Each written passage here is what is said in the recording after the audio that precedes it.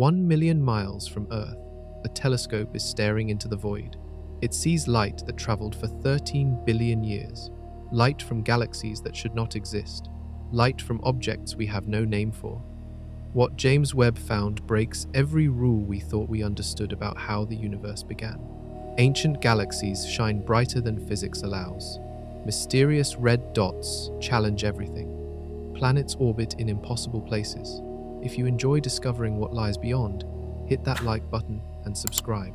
We are about to journey through discoveries that rewrite reality itself. Prepare yourselves. We begin. 13.8 billion years ago, the universe exploded into existence. Everything we see today began as a point smaller than an atom. For millions of years, there was only darkness and expanding energy. Then came light, but something appeared far too soon.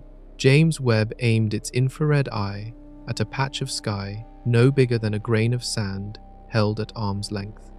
What it captured defied every prediction. A galaxy blazing with starlight. A galaxy that formed just 290 million years after the Big Bang.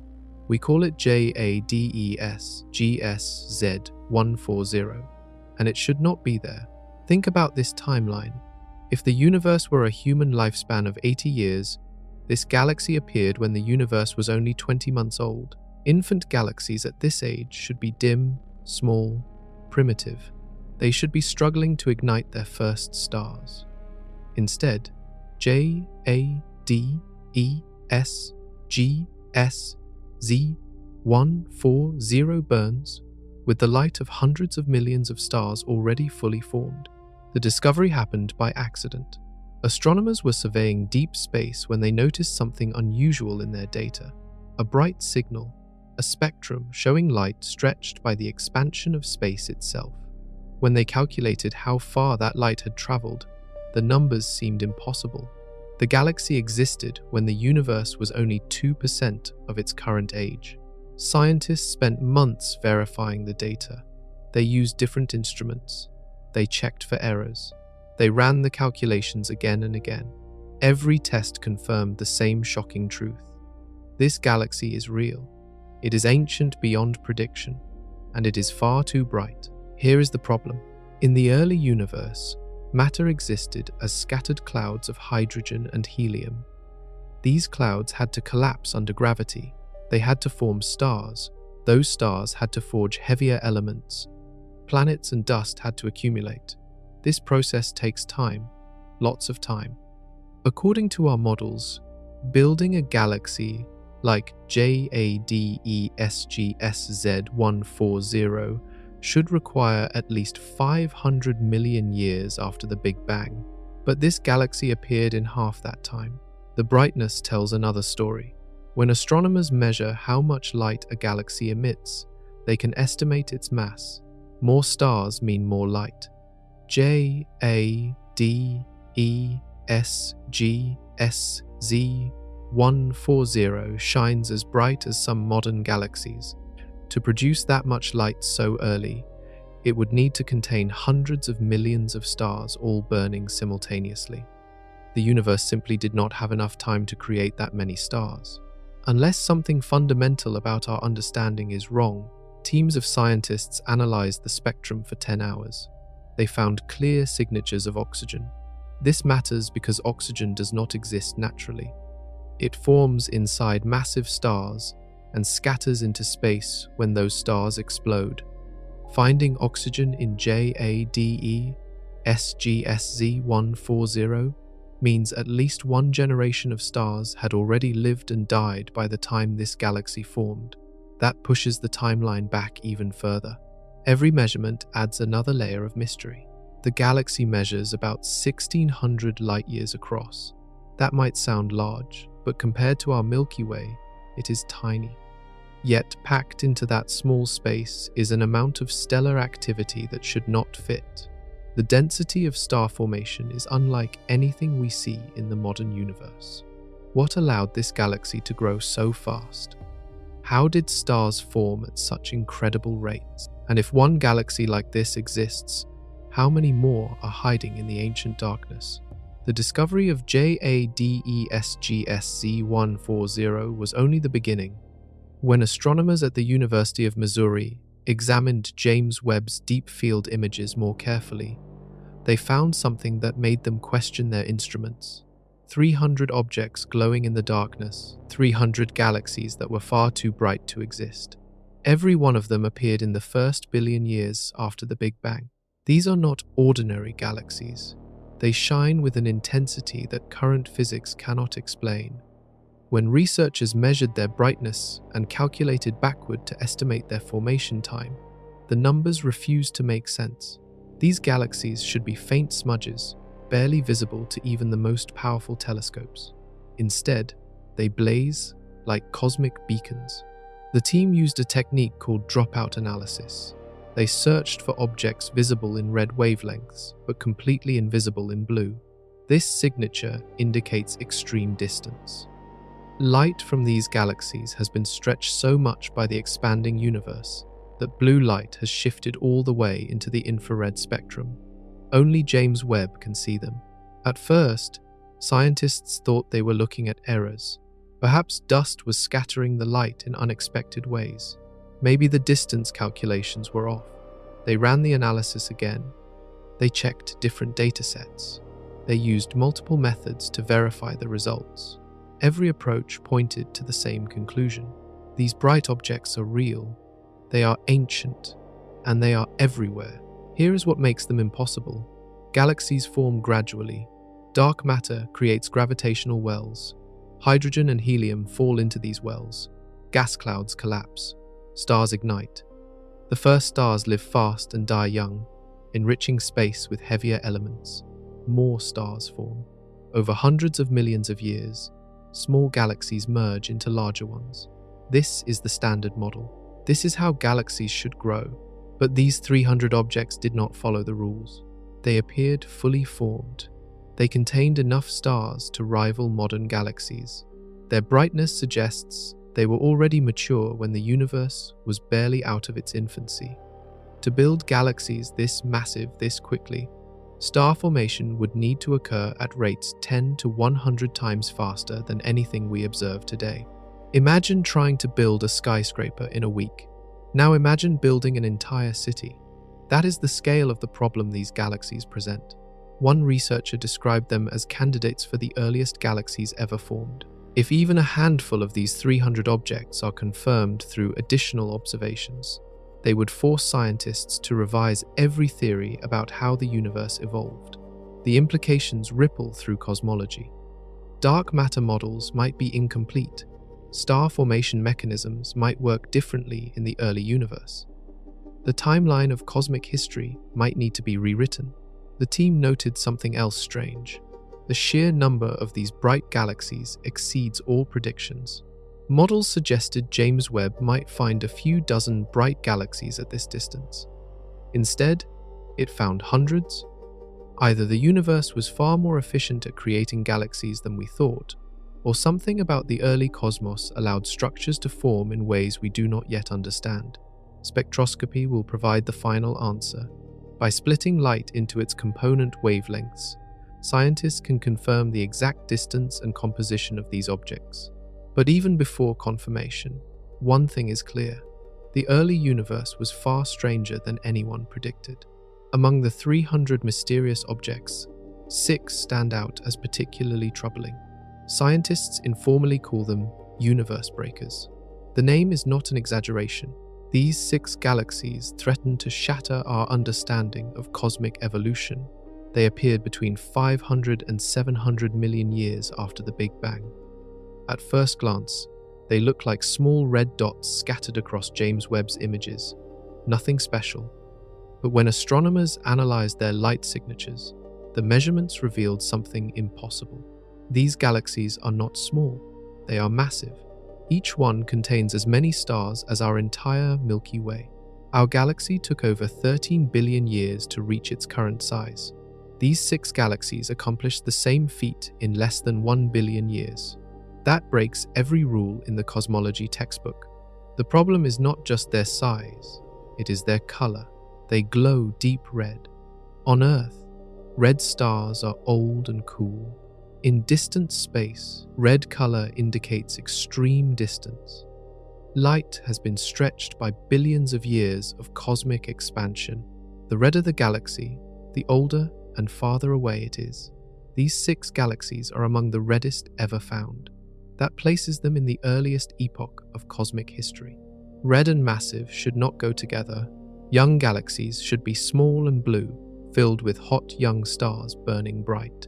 Old galaxies should be large and red, their stars having aged and cooled over billions of years. But these 6 objects are both ancient and enormous. They defy the timeline. They are too old to be so young, and too young to be so old. Calculations made the paradox worse. To build a galaxy the size of the Milky Way in such a short time, stars would need to form at astonishing rates. Every year, thousands of new stars would have to ignite. For comparison, our galaxy currently forms about 2 to 6 new stars each year. These ancient giants would need to maintain formation rates thousands of times higher, sustained for hundreds of millions of years without pause. Where did all that gas come from? Early in cosmic history, matter was spread thin. Hydrogen and helium drifted in vast clouds. Gravity had only just begun pulling them together. There should not have been enough material concentrated in one place to fuel such explosive growth. Yet somehow, these 6 galaxies gathered enormous amounts of gas and converted it into stars at impossible speeds. Some scientists wondered if the measurements were wrong. Perhaps these are not galaxies at all, but something else entirely. Maybe they are quasars, brilliant objects powered by supermassive black holes rather than stars. That would explain the extreme brightness. Black holes feeding on matter can outshine entire galaxies, but the light signatures did not match quasar profiles. The spectrum showed stars, not black holes. Others suggested the distance calculations might be off. If these galaxies are closer than they appear, the paradox disappears. But multiple independent measurements confirmed the distances. The galaxies really are that far away. They really are that old. One possibility remained. What if our models of the early universe are simply wrong? What if conditions back then allowed processes we have never witnessed? Something happened in those first billion years that we do not understand. Something that let galaxies grow at speeds that should be impossible. The answer might force us to rewrite the history of everything. Scientists hate mysteries. When observations contradict theory, they search for explanations. The impossibly bright early galaxies demanded an answer. Teams of researchers around the world began running simulations, testing ideas, looking for any mechanism that could produce such rapid growth. One group at Northwestern University found something promising. They call it bursty star formation. Here is how it works. In the modern universe, stars form at a steady rate. Gas clouds collapse slowly. Stars ignite, live for millions or billions of years, and die. The process is gradual and predictable. But in the early universe, conditions were different. Matter was denser. Galaxies were smaller. Supernova explosions had a much bigger impact on their surroundings. When a massive star dies, it explodes. The blast wave pushes gas outward, away from the galaxy. For a while, star formation stops. No gas means no new stars. The galaxy goes dark, but gravity never stops pulling. Eventually, the gas falls back in. When it does, it collapses rapidly. A new wave of star formation ignites. Hundreds, maybe thousands of stars blaze to life all at once. Then, the cycle repeats. Stars form in intense bursts separated by long periods of quiet. This explains the brightness problem. When James Webb looks at ancient galaxies, it captures a single moment in time. If that moment happens to coincide with a burst of star formation, the galaxy appears far brighter than its actual mass would suggest. We are not seeing a galaxy full of stars. We are seeing a galaxy in the middle of a supernova-driven explosion of new births. The Northwestern team ran their simulations on supercomputers. They modeled the physics of the early universe in extreme detail. They tracked how gas flowed in and out of infant galaxies. They calculated the impact of supernova feedback. When they finished, the simulations produced galaxies that matched what James Webb observed: bright, compact, filled with recently formed stars. The bursts do not last long. A typical burst might last 10 million years. That sounds like a long time, but in cosmic terms, it is a blink. After the burst, the galaxy fades. Star formation drops to nearly zero. The galaxy becomes dim and hard to detect. But during the burst, it shines like a cosmic flare. This matters because it changes how we interpret brightness. A bright galaxy in the early universe does not necessarily mean a massive galaxy. It might just mean we are catching it at the right moment. The galaxy could contain far fewer stars than its brightness suggests. We are seeing the flash, not the full structure. The theory also explains why James Webb found so many bright galaxies. If bursts are common, and each burst only lasts a short time, then at any given moment only a fraction of galaxies will be visible. But James Webb is looking at thousands of galaxies across a wide area of sky. Even if only 10% of them are bursting, that still produces hundreds of bright targets. Other researchers remain skeptical. The simulations make assumptions. They rely on simplified physics. Real galaxies might behave differently, but the bursty formation model is the best explanation so far. It allows early galaxies to shine bright without breaking the laws of physics. Yet, even if this theory is correct, it raises new questions. Why were bursts so common in the early universe but rare today? What changed as the cosmos aged? And what happens to these galaxies after their burst phase ends? While studying the ancient galaxies, astronomers noticed something else scattered across James Webb's images. Tiny objects, red, compact, everywhere. They appeared as small specks, barely visible even to the most powerful telescope ever built. But when scientists analyzed their light, they realized these little red dots were not ordinary galaxies. They were something new. Hundreds of them dotted the early universe. The dots are small. Most measure less than 500 light-years across. Some are even tinier, squeezed into regions smaller than 150 light-years. For comparison, the nearest star to us is over 4 light-years away. Imagine cramming an entire galaxy into the space between two neighboring stars. That is how dense these objects are. Their color tells part of the story. Deep red indicates they existed during the first 1.5 billion years after the Big Bang. Light from that era has been stretched so far by cosmic expansion that only infrared instruments can detect it. James Webb was designed for exactly this purpose. Its infrared cameras can peer through the vast darkness and see objects no other telescope can reach. But the red color also means something else. These objects emit enormous amounts of light at longer wavelengths. Either they contain unusually red stars, or something is blocking and scattering their light. Dust can redden starlight, but the amount of dust needed would be extraordinary. Scientists compiled the largest sample of little red dots ever studied, 340 objects, each one carefully measured and catalogued. The team examined their brightness at different wavelengths, looking for patterns. What they found confused them. At short wavelengths, the dots looked like galaxies. Their light matched what you would expect from stars. But at longer wavelengths, something changed. The brightness increased sharply, too sharply. The jump was too steep to come from stars alone. This signature suggested two possibilities. Either these dots contain incredibly dense clusters of cold stars packed so tightly that their night skies would blaze with light from millions of neighboring suns, or something else is producing the glow. Something that is not a star at all. The dots exist only in the early universe. James Webb has surveyed both ancient and more recent cosmic epochs. Little red dots appear in images from the first billion years after the Big Bang, but in later periods, they vanish. This is strange. Galaxies do not simply disappear. They evolve, merge, change shape. But little red dots seem to exist for a brief window of cosmic history and then cease to be. Where did they go? Did they transform into something else? Did they merge with larger galaxies and lose their distinctive appearance? Or did the conditions that created them only exist in the infant universe? The mystery deepens because these objects are abundant. James Webb finds them everywhere it looks in the early cosmos.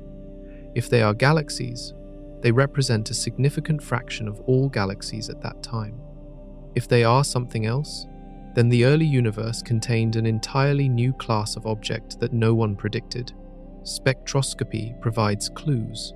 By splitting light into individual wavelengths, scientists can identify specific chemicals and measure how fast objects are moving. Some little red dots show signs of hydrogen gas moving at extreme speeds.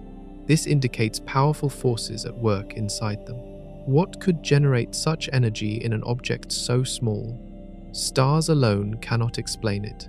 The answer might lie at their centers, hidden beneath layers of gas and dust. One little red dot stood out from all the others. Scientists nicknamed it the Cliff.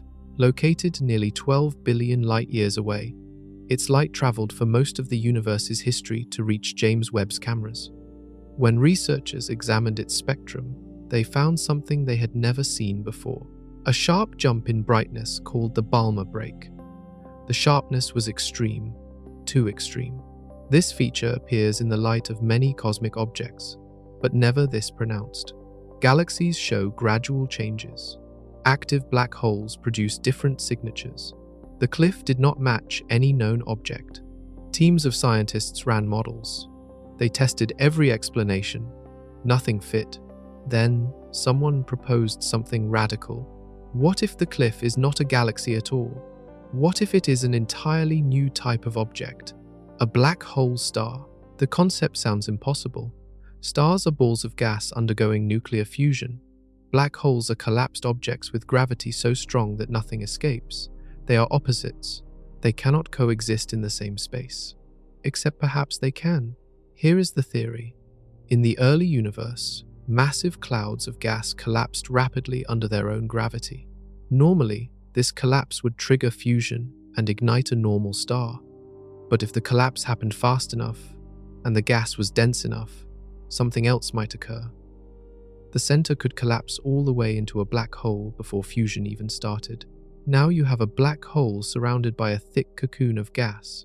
The black hole feeds on the gas, pulling it inward. As matter spirals toward the black hole, it heats up. Friction converts gravitational energy into light. The gas glows. From the outside, it looks like a star. A massive, bright, hot sphere emitting enormous amounts of energy. But inside, at the core, is a black hole growing rapidly. This object would have strange properties. It would be incredibly bright. Black holes feeding on matter are far more efficient at producing light than fusion reactions. A black hole star could outshine thousands of regular stars while being much smaller. It would also be extremely compact. All that energy concentrated in a tiny volume. Most importantly, it would explain the weird light signature scientists see in the cliff and other little red dots. The sharp Balmer break comes from the dense cocoon of hydrogen gas surrounding the black hole. The gas is turbulent, heated by the black hole's feeding. Its properties are unlike anything seen around normal stars or in typical galaxies. If black hole stars are real, they solve several mysteries at once. They explain why little red dots are so bright despite being so small. They explain why these objects only appeared in the early universe. They explain the strange mix of starlight and black hole signatures in the spectrum. And they might explain how supermassive black holes grew so large so quickly. Every massive galaxy today contains a supermassive black hole at its center. Some of these black holes have masses billions of times greater than our star. Growing that large should take billions of years. But James Webb found supermassive black holes existing less than 1 billion years after the Big Bang. How did they grow so fast? Black hole stars might be the answer. If black holes could form directly from collapsing gas clouds, they would start with masses millions of times larger than normal black holes created from dying stars. That head start would let them reach supermassive sizes much faster. But this is still a theory. No one knows if black hole stars truly exist. The object called the cliff is not just unusual, it is the most extreme little red dot ever discovered. When scientists measured its properties, every number came back at the edge of what physics allows. It exists in a state that should not be stable. Yet there it is, blazing in the ancient darkness. The mass is staggering. Measurements suggest the cliff contains as much matter as several million stars like ours, all compressed into a region hundreds of times smaller than a typical galaxy. That creates density levels similar to what you might find in the core of a galaxy, except this object is the size of a large star cluster. Its brightness matches its density. The cliff shines with the power of billions of stars, despite occupying a fraction of the space. To produce that much light from such a small volume, something extraordinary must be happening inside. Scientists spent months analyzing the data. They obtained nearly 60 hours of observation time with James Webb, one of the largest single-target studies ever conducted. They pointed multiple instruments at the cliff, capturing its light at different wavelengths. Each observation added new details. Each measurement made the object stranger. The hydrogen signal was the breakthrough. Hydrogen gas around the cliff emits light at specific wavelengths. By measuring how those wavelengths shift, scientists can determine how fast the gas is moving. The measurements showed motion at incredible speeds, hydrogen clouds racing around the cliff at velocities that indicate enormous gravitational forces. Only a massive black hole could create such forces. But the light coming from the cliff does not look like typical black hole light. Active black holes produce intense ultraviolet and X-ray radiation. Their surrounding gas heats to millions of degrees. The light should be blue and harsh. Instead, the cliff glows red. Its light resembles cool stars more than hot plasma. This is where the black hole star theory comes in. If the cliff is a black hole wrapped in dense hydrogen gas, that cocoon would absorb the high-energy radiation and re-emit it at lower energies. The black hole feeds on the gas from within. The gas glows from heating. From the outside, we see the glow of the cocoon, not the black hole itself. The thickness of the cocoon matters. It needs to be dense enough to block X-rays, but not so dense that it collapses immediately. It needs to be massive enough to feed the black hole for millions of years, but not so massive that its own gravity triggers fusion reactions. The cliff seems to exist right at that boundary. It is balanced on a knife edge between different physical states. Researchers admit they do not fully understand what they are seeing. The models are preliminary.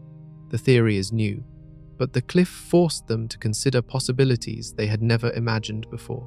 It pushed the boundaries of what cosmic objects can be. Other little red dots might be different. Some could be unusually dense galaxies. Others might be dust-shrouded black holes of a more ordinary type. But the cliff is something special. Its extreme properties make it the perfect test case for the black hole star hypothesis. Future observations will reveal more.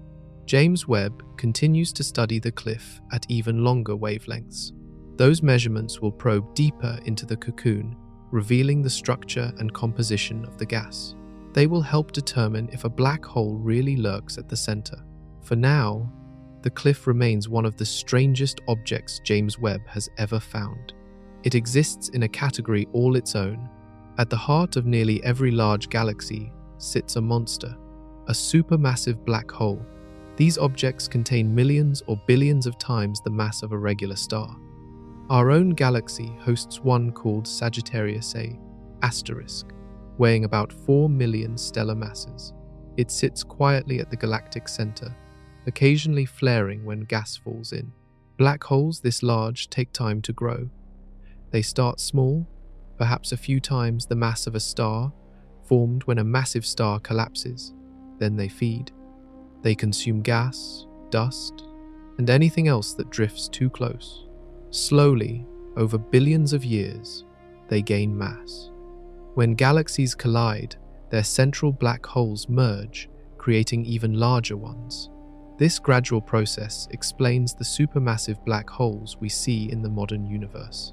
But James Webb keeps finding them in the wrong place, in the wrong time. The telescope detected supermassive black holes existing less than 1 billion years after the Big Bang. One object, nicknamed BIRD for Big Red Dot, contains 100 million stellar masses. That is 25 times larger than the black hole in our galaxy. And it formed when the universe was only 4 billion years old, during an epoch called cosmic noon. That might sound like plenty of time. 4 billion years is a long span. But growing a black hole is slow. Black holes cannot consume matter faster than a certain rate. When gas falls toward a black hole, it heats up and emits radiation. That radiation pushes against incoming gas, creating pressure that limits how much the black hole can eat. This limit is called the Eddington limit.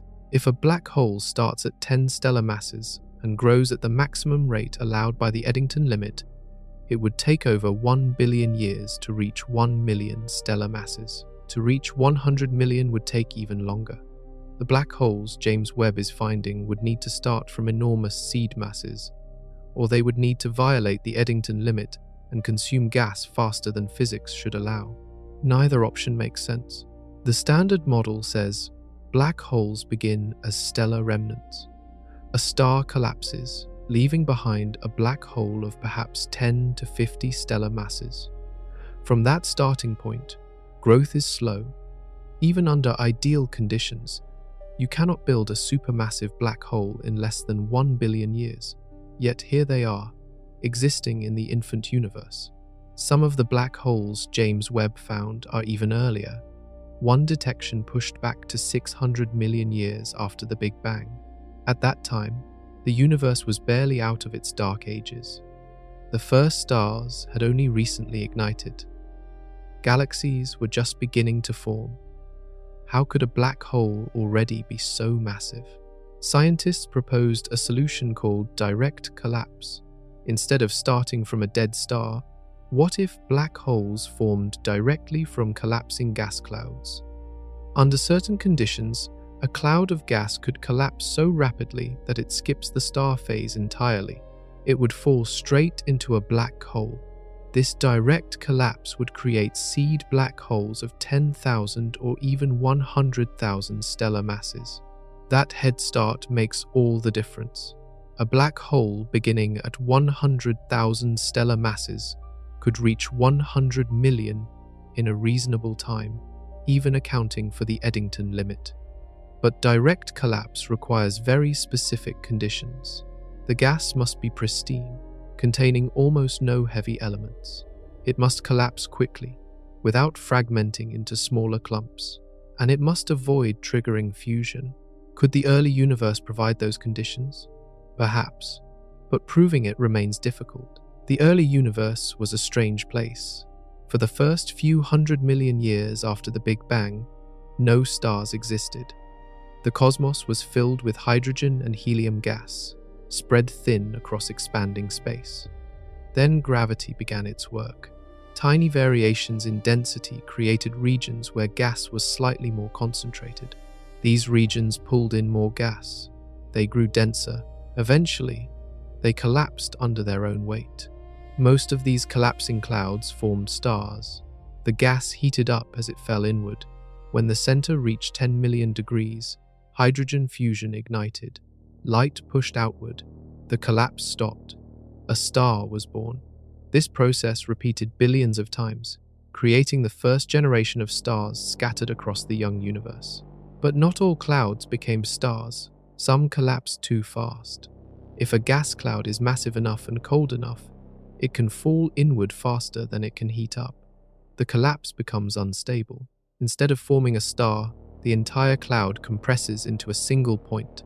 A black hole forms instantly, without ever going through a stellar phase. This is direct collapse. For direct collapse to work, conditions must be perfect. The gas must remain cold. If it heats up, pressure builds and the collapse slows, giving fusion a chance to start. Cooling the gas requires getting rid of energy. Normally, molecules like hydrogen or water vapor radiate energy away as infrared light. But in the early universe, most gas was atomic hydrogen. which does not radiate efficiently. It needs help. This is where other elements come in.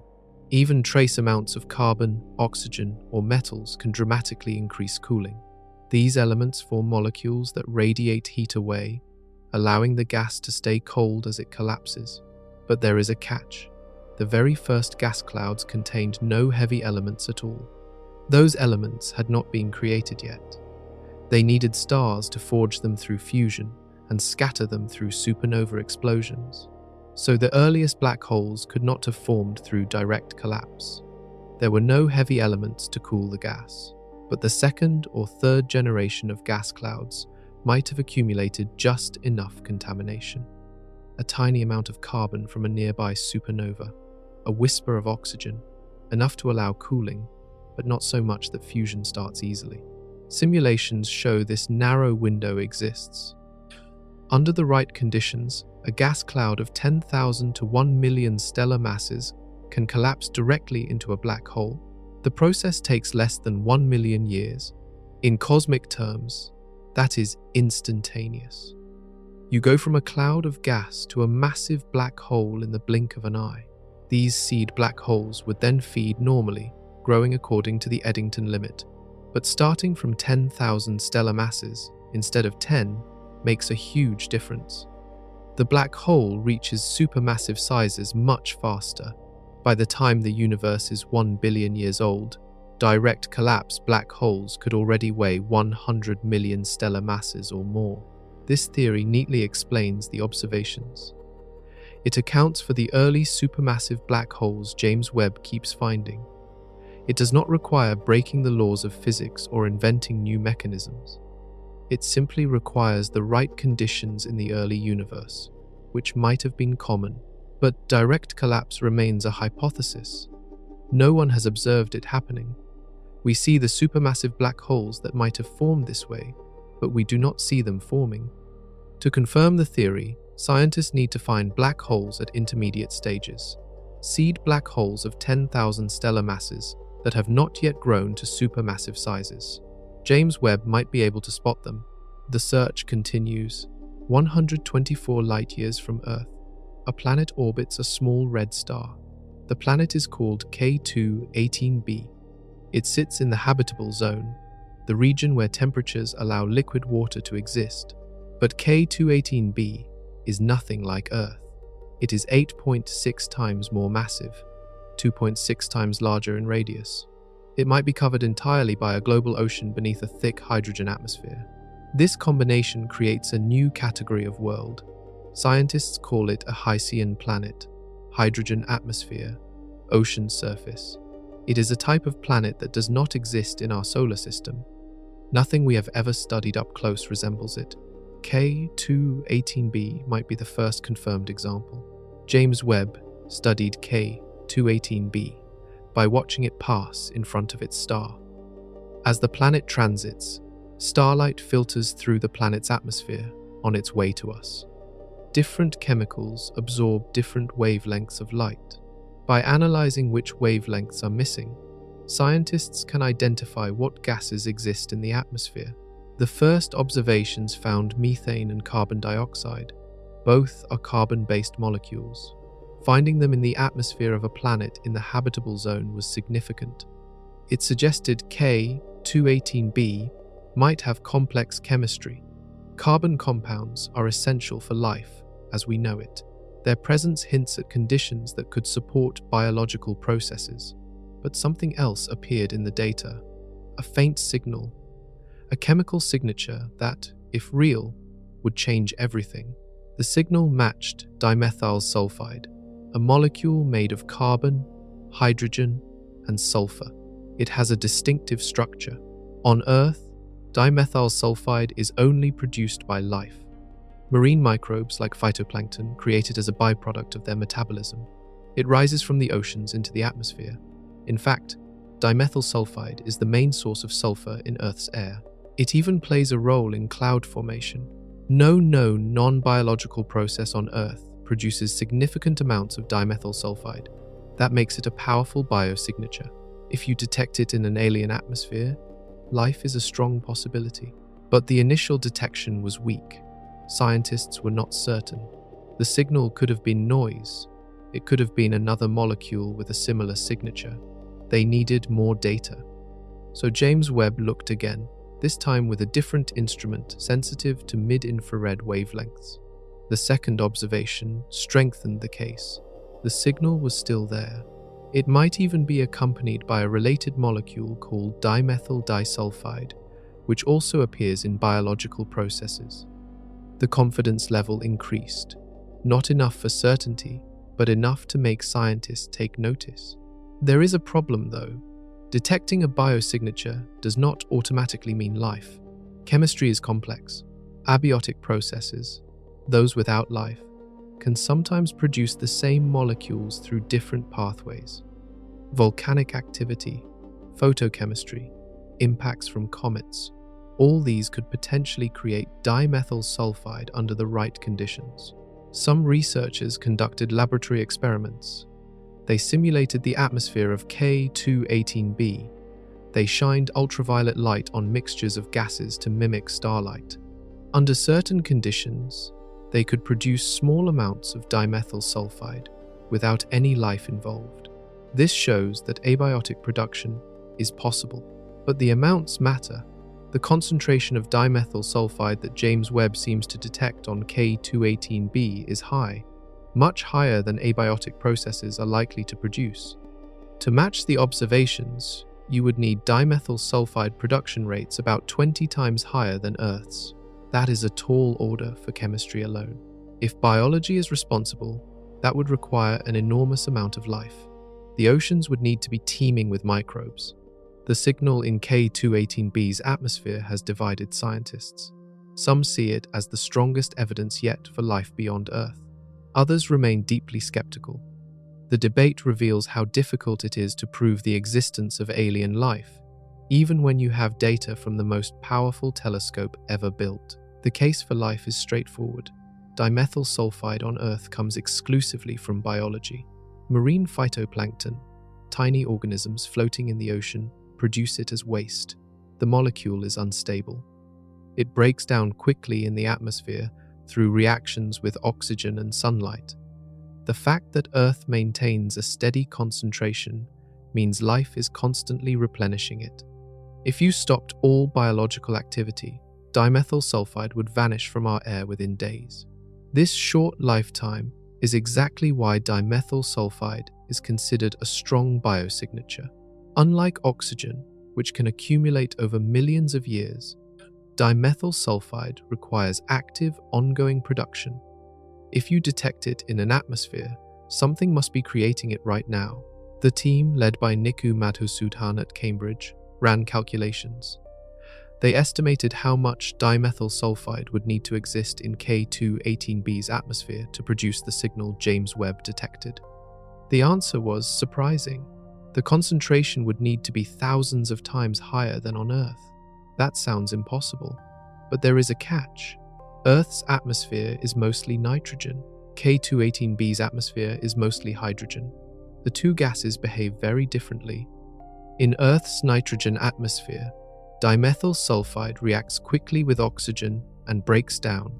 In a hydrogen-rich atmosphere with little oxygen, those reactions would not occur. The molecule might last much longer. It could accumulate to higher concentrations, even with lower production rates. But that does not solve the problem entirely.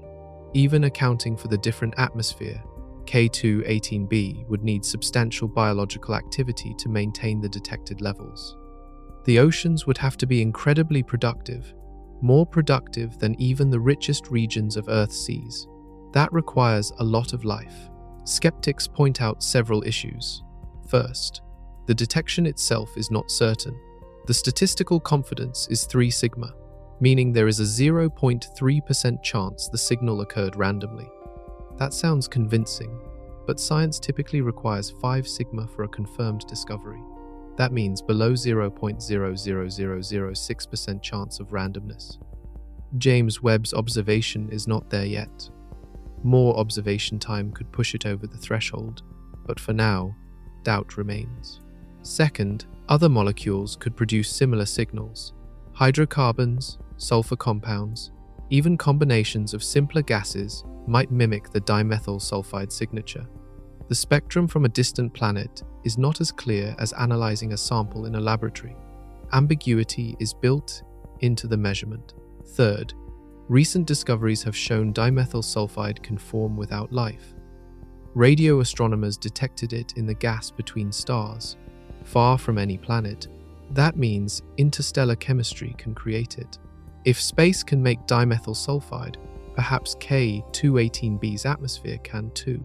Some researchers also question whether K218b even has an ocean.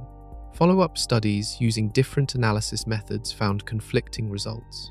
One team saw no strong evidence for carbon dioxide in the atmosphere, which calls the earlier findings into doubt.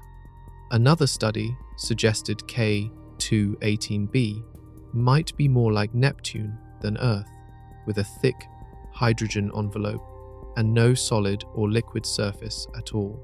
The planet's mass and size put it in an uncertain category. It is too large to be Earth-like, too small to be a gas giant like Jupiter. Planets this size do not exist in our solar system. We have no close-up examples to guide our understanding. K218b could be an ocean world, or it could be a mini Neptune with no surface at all. Determining which requires more data, James Webb will observe K218b again. More observation time will refine the measurements. For decades, the search for life focused on planets like Earth, rocky worlds, thin atmospheres, temperatures similar to ours. The reasoning seemed sound. Life as we know it requires liquid water. Earth has liquid water. Therefore, look for planets that resemble Earth. This logic guided the search and shaped our expectations. But the universe is not obligated to follow Earth's example. K218b forced scientists to consider a different possibility. What if habitable worlds come in forms we never imagined? What if life could thrive on planets completely unlike our own? This question led to the Hycean hypothesis, a new framework for thinking about habitability. Hycean worlds combine features from two types of planets. They have hydrogen-rich atmospheres like gas giants, but beneath those atmospheres lies liquid water, oceans, potentially covering the entire surface. These worlds would be larger than Earth, but smaller than Neptune. Their gravity would be stronger, their atmospheres would be thicker, and their conditions would be utterly alien. Think about what standing on a Hycean world might be like. The sky would be dense with hydrogen, not nitrogen. Pressure would be immense, many times greater than on Earth. The atmosphere might extend hundreds of miles above the ocean, creating a gradient from supercritical fluid at depth to thin gas at high altitude. There might be no clear boundary between ocean and sky, just a gradual transition. The ocean itself could be deep. Without land to break it up, waves might grow enormous. Storms could span thousands of miles. And beneath the surface, in the dark depths, the pressure would crush anything not adapted to it. Yet life might exist there, microbes floating in the upper layers, creatures drifting through the darkness below. Who knows what forms biology might take in such conditions? Temperature is key. Hycean worlds orbit close to their stars to maintain liquid water beneath the thick atmosphere, but their stars are typically red dwarfs, cooler and dimmer than our star. The planet receives enough warmth to prevent freezing, but not so much that the ocean boils away. It is a delicate balance, but calculations show it is possible. The thick hydrogen atmosphere provides advantages. It acts as insulation, trapping heat. It protects the surface from harmful radiation, and it might allow life to produce biosignature gases that accumulate to detectable levels. On Earth, oxygen produced by photosynthesis has built up over billions of years. On a Hycean world, different gases might accumulate faster because of the unique atmospheric chemistry. This is why dimethyl sulfide is so interesting. In a hydrogen atmosphere, it might persist much longer than on Earth. A small amount of biological production could create a strong signal. That makes Hycean worlds easier to study than Earth-like planets. Their biosignatures might be louder, more obvious, detectable even with current technology. But the hypothesis is controversial. Some scientists argue that Hycean worlds are too speculative. We have never seen one up close. We do not know if they truly have oceans or if they are just mini Neptunes with no liquid surface. The mass and size alone do not tell us enough. K2-18b might fit the profile, but confirming it requires more data. Others point out that even if Hycean worlds exist, habitability does not guarantee life. Just because a planet can support life does not mean it does. Earth had liquid water for billions of years before complex life appeared. A Hycean world might remain sterile despite favorable conditions. Still, the concept expands the search. If life can exist on Hycean worlds, there are far more potentially habitable planets than we thought. Red dwarf stars are common. Planets orbiting them are common.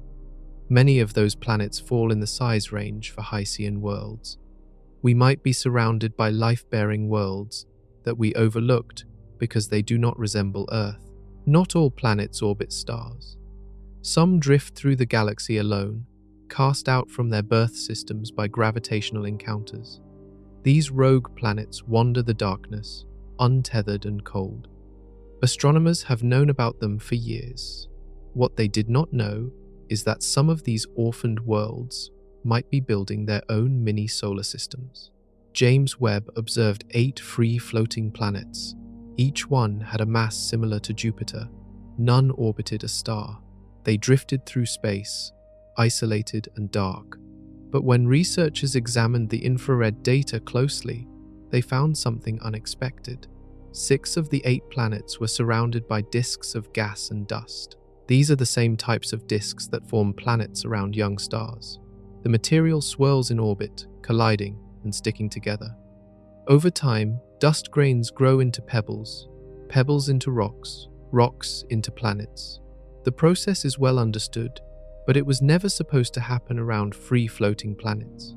Here is the puzzle. Planets form in disks around stars, because stars provide gravity and heat.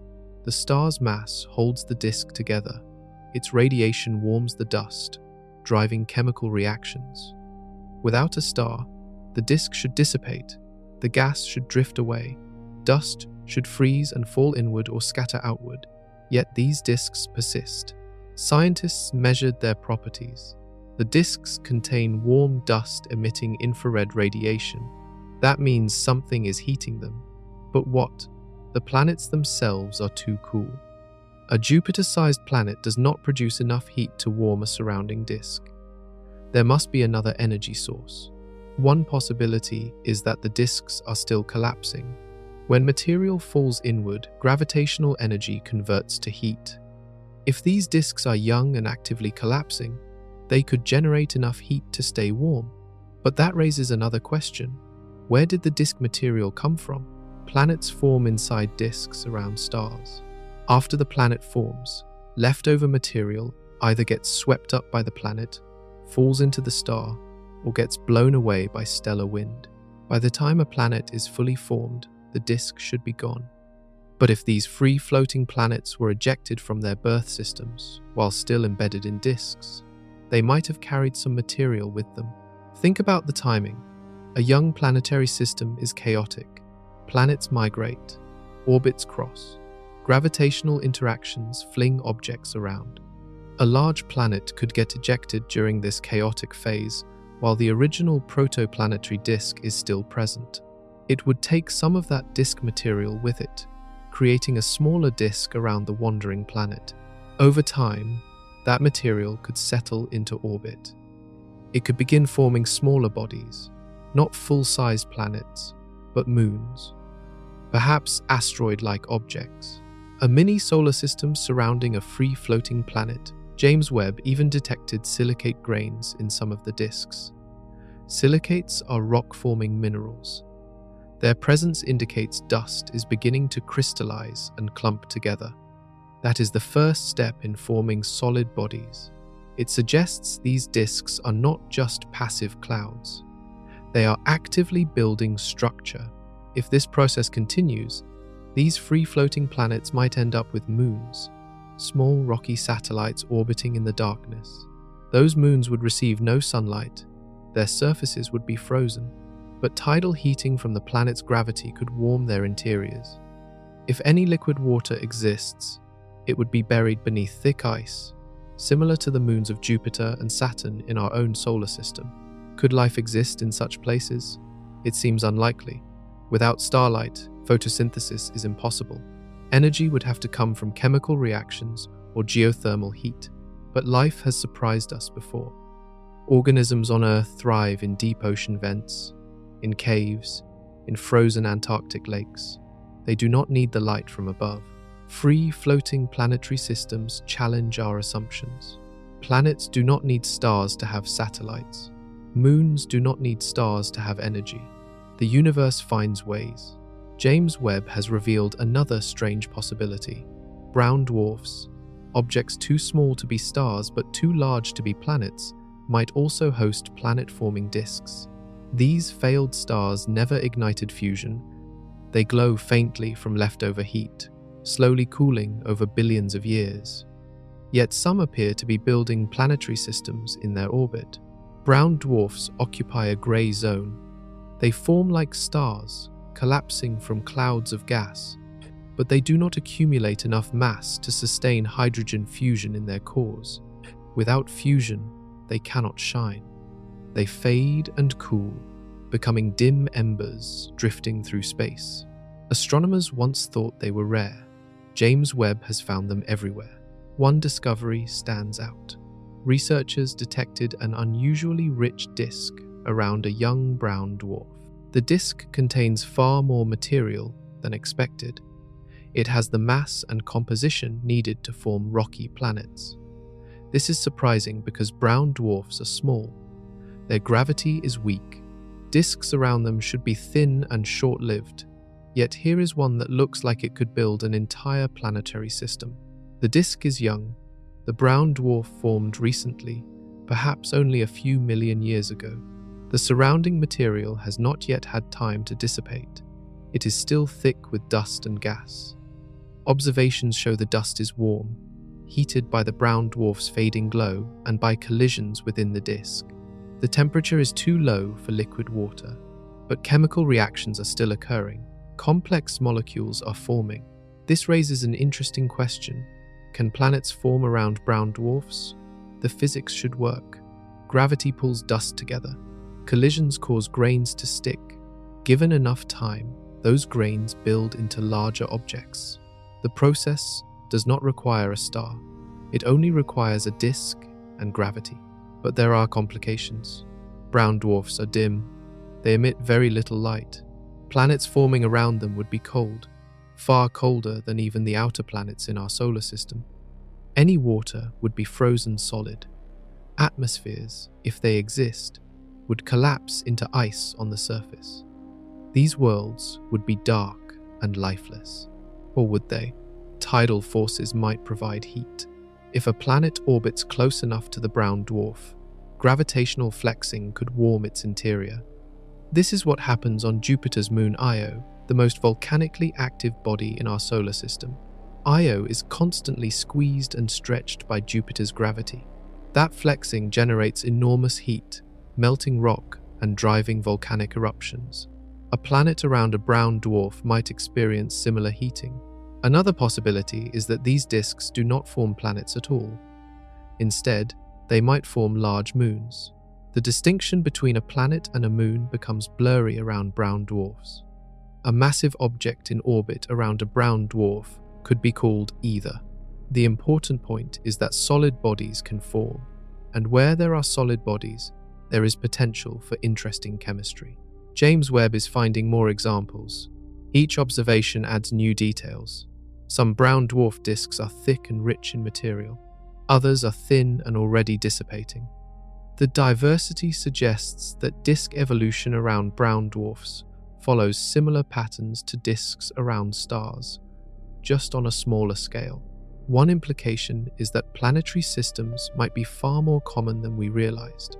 If planets can form around failed stars, around rogue planets, and around regular stars, then nearly every massive object in the galaxy might be capable of hosting smaller bodies in orbit. The universe could be teeming with worlds, most of them cold and dark, but worlds nonetheless. Some of these brown dwarf planets might eventually become habitable. Not now, but in the distant future. As galaxies collide and stars pass close by, gravitational interactions could fling brown dwarf systems into new orbits. A brown dwarf planet might get captured by a passing star, suddenly bathed in warmth and light. Life could begin billions of years after the planet formed. Among the thousands of galaxies James Webb has imaged, one stands out for its beauty and scientific importance. Astronomers nicknamed it the Firefly Sparkle. It formed 600 million years after the Big Bang, during the era when the universe was still assembling its first structures. But unlike most galaxies from that time, the Firefly Sparkle is visible in extraordinary detail. The galaxy is small. Its mass is similar to what our Milky Way weighed at the same age, but it is spread across a compact region, and something fortunate happened. A massive galaxy cluster sits between us and the Firefly Sparkle. The cluster's gravity bends space, acting as a natural lens. Light from the distant galaxy curves around the cluster, magnified and distorted. This gravitational lensing lets James Webb see details that would otherwise be invisible. What the telescope revealed is remarkable. The Firefly Sparkle is not a smooth blob of light. It is made of distinct star clusters, 10 of them, each one separately visible. This is the first time astronomers have been able to resolve individual star-forming regions in a galaxy so young and so far away. Each cluster tells a story. Researchers examine their colors and brightness. Some clusters glow blue, indicating hot young stars forming right now. Others appear redder, suggesting older stars that formed earlier. By measuring the light from each cluster, scientists can estimate how much mass it contains and how quickly it is forming stars. The clusters are not evenly distributed. They line up in a rough arc, stretched by the gravitational lensing effect. Some are close together, others are separated by gaps. This clumpy structure is exactly what simulations predicted for early galaxies. Stars do not form uniformly. They form in pockets where gas is densest. Over time, these pockets merge and smooth out, creating the more uniform appearance of modern galaxies. But the Firefly Sparkle is still in its infancy. It has not yet merged into a smooth disk. We are seeing it in the middle of assembly, catching a glimpse of the chaotic process that builds galaxies. It is like watching a house under construction. You can see the individual rooms and walls before they are covered with drywall and paint. One cluster is particularly bright. It dominates the galaxy, containing a significant fraction of the total stellar mass. This suggests it might be the nucleus, the core around which the rest of the galaxy is assembling. Other clusters could be smaller satellite galaxies in the process of merging. Over the next few 100 million years, gravity will pull them together. The gaps will close, the clumps will blend. Eventually, the Firefly Sparkle will transform into a smooth spiral or elliptical galaxy. The discovery has implications for understanding galaxy formation. Before James Webb, simulations could predict how galaxies should look during assembly, but there was no way to test those predictions. We could only see early galaxies as faint blurs. Now, with gravitational lensing and James Webb sensitivity, we can peer inside them. We can watch them grow. The Firefly Sparkle is not unique. It is just one example of what early galaxies looked like, but it is the clearest example. It shows us that galaxies build themselves from smaller pieces. Star clusters form independently, then come together through gravity. The process is messy and uneven, nothing like the orderly structures we see today. Studying the Firefly Sparkle also helps calibrate models. By comparing its properties to simulations, scientists can refine their understanding of star formation rates, gas densities, and how quickly galaxies assembled in the early universe. Each measurement adds a data point. Each data point improves the models. And there is something poetic about the name. Firefly Sparkle captures the appearance perfectly. A collection of bright points glowing in the darkness, like fireflies on a summer night. It is a reminder that even the most massive structures in the universe began as small sparks of light. 1,300 light-years from Earth lies a cloud of gas and dust called the Serpens Nebula. It is a star-forming region, one of many scattered throughout our galaxy. Inside this cloud, gravity pulls gas together. Dense clumps collapse. Stars are born. The process repeats countless times, creating new stars from the raw material of the nebula. James Webb pointed its instruments at Serpens, hoping to study star formation in detail. What it found was both beautiful and puzzling. In one small corner of the nebula, dozens of newborn stars are ejecting jets of gas. These jets shoot outward at incredible speeds, colliding with surrounding material. The collisions create shock waves that glow in infrared light. James Webb captured those glows, revealing the structure of the outflows. Jets from young stars are common. When a star forms, it pulls in material from a surrounding disk, but not all the material falls onto the star. Some gets redirected by magnetic fields and ejected along the star's rotational axis. These jets can extend for light years, plowing through space and carving cavities in the nebula. What makes Serpens unusual is the alignment. Normally, jets point in random directions. Each star has its own rotation axis. Some jets point up, others point sideways, still others aim down. When you look at a star-forming region, you expect to see jets scattered in all orientations, like spokes on a wheel pointing every direction. But in Serpens, they all point the same way. More than a dozen jets, all slanted at the same angle, all parallel to each other. It looks like rain falling through the air, every drop moving together. This alignment has never been seen before. Scientists do not know what causes it. One possibility is that the nebula itself has structure. If the cloud is rotating or if magnetic fields thread through it in a particular direction, that might influence how stars form. Newborn stars would inherit the rotation or magnetic orientation of their parent cloud. Their jets would naturally align with that direction. Another possibility is that we are looking at a special moment. Perhaps the jets are not always aligned. Maybe they start out aligned when stars are very young, then gradually drift to different orientations as the stars evolve. If that is the case, Serpens is showing us an early snapshot before randomness takes over. Or maybe something about this region is unusual. The density of the gas, the strength of magnetic fields, the rate of star formation. Small variations in conditions could produce different outcomes. Serpens might be rare, a configuration that only occurs under specific circumstances. Whatever the cause, the alignment provides a unique opportunity. Scientists can study multiple jets side by side, all at the same stage of development. They can compare their properties, measure their speeds, analyze their composition. This kind of comparative study is difficult when jets point in random directions, but with aligned jets, patterns become easier to spot.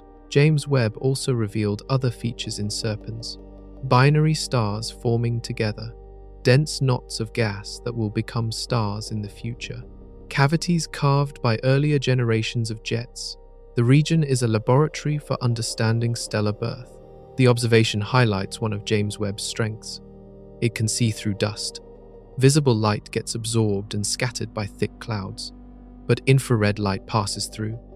That lets James Webb peer into the hearts of nebulae where stars are forming. It can see things Hubble and other telescopes cannot. The aligned jets in Serpens are a mystery waiting to be solved. Future observations will provide more clues. Other star-forming regions will be examined to see if similar alignments exist elsewhere. Simulations will test whether known physics can reproduce the pattern. For now, it stands as one more example of the universe surprising us. Just when we think we understand how stars form, nature reveals a new twist. For decades, cosmologists believed they understood how galaxies form. Dark matter, creates invisible scaffolding. Its gravity pulls normal matter together. Small structures form first. They merge into larger ones. Over billions of years, galaxies grow from tiny seeds into massive spiral and elliptical structures.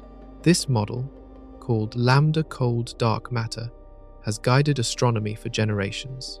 Then James Webb started finding things that do not fit. The telescope revealed galaxies in the early universe that are too large and too bright. They appear fully formed when they should be small and primitive. According to the dark matter model, structure formation should be gradual. The early universe should contain only small proto-galaxies. But James Webb sees mature galaxies with well-defined structures existing less than 1 billion years after the Big Bang. This tension has revived an old alternative theory.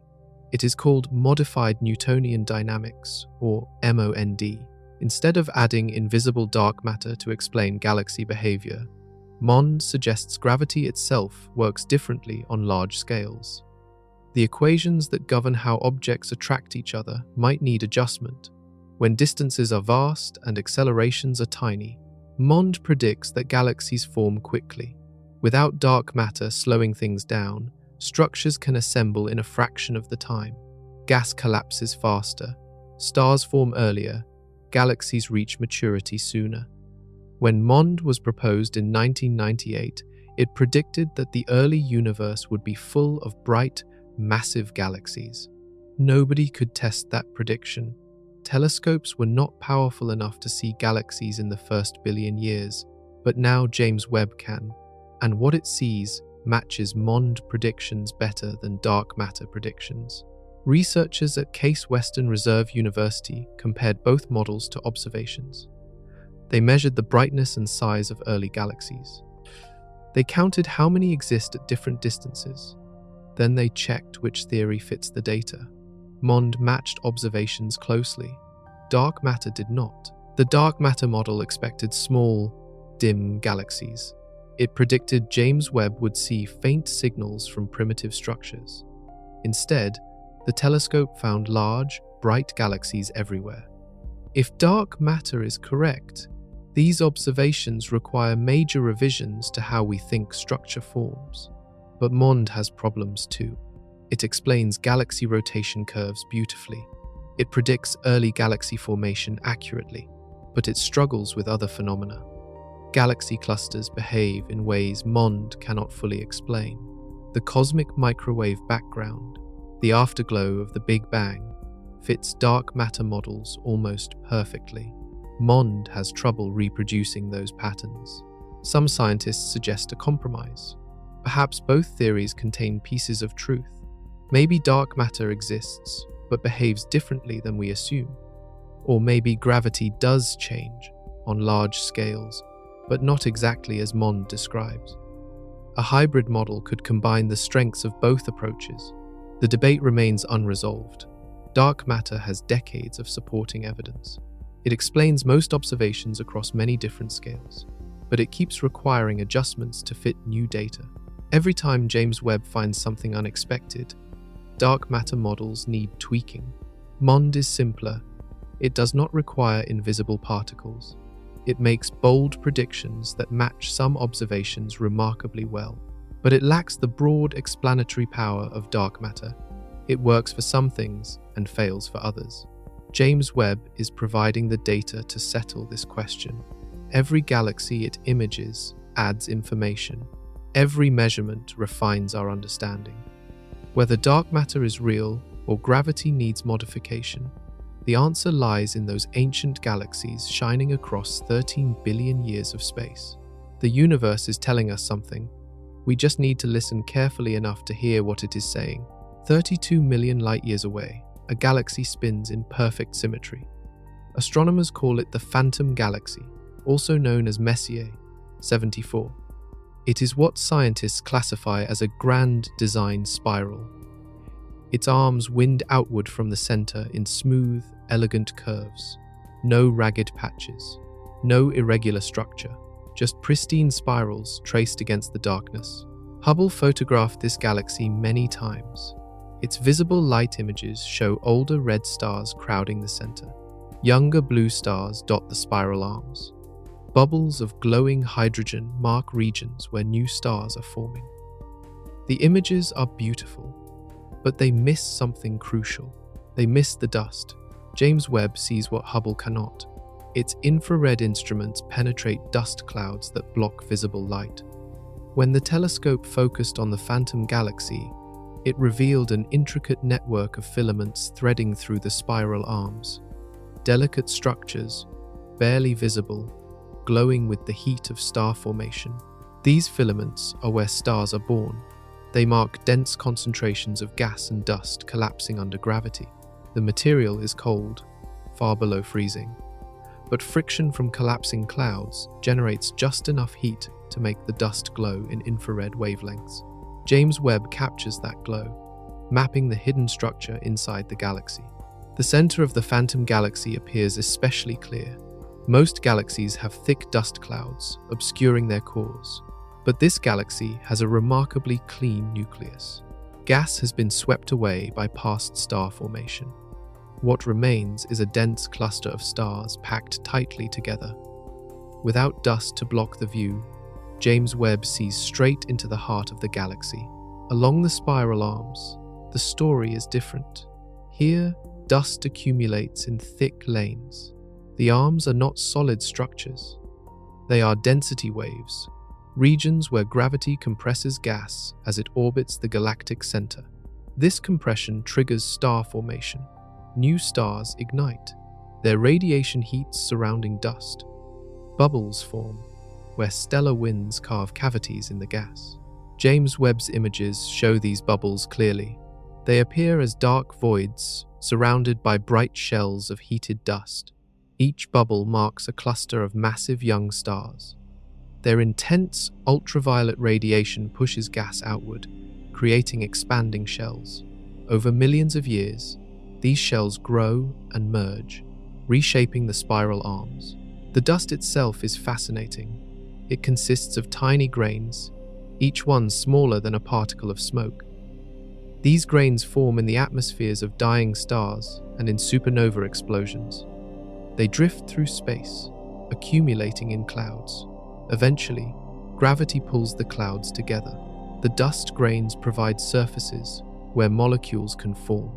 Hydrogen atoms meet and bond. Water ice coats the grains. Complex organic molecules assemble. This dust is essential for planet formation. Without it, planets cannot form. Rocky worlds like Earth are built from dust grains that clump together over millions of years.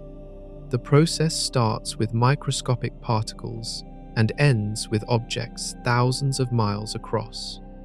Every planet in our solar system began as dust floating in a cloud around the young star. By studying dust in other galaxies, scientists learn how planet formation works across the universe. The phantom galaxy shows that dust structures vary widely. Some regions are rich in material, others are sparse. Some areas have dust that is warm and active. Other areas contain cold, dormant clouds. James Webb combined its observations with data from Hubble. The composite image merges visible and infrared light. Blue and red optical light from Hubble shows stars. Orange and red infrared light from James Webb reveals dust. Together, they create a complete picture of how the galaxy functions. The phantom galaxy is perfect for these studies because it sits face-on to Earth. We see the entire disk spread out before us. There is no tilting to complicate measurements. Every spiral arm is visible. Every dust lane is clear. Most planets are found indirectly. Astronomers measure the wobble of a star or watch for dips in brightness as a planet passes in front.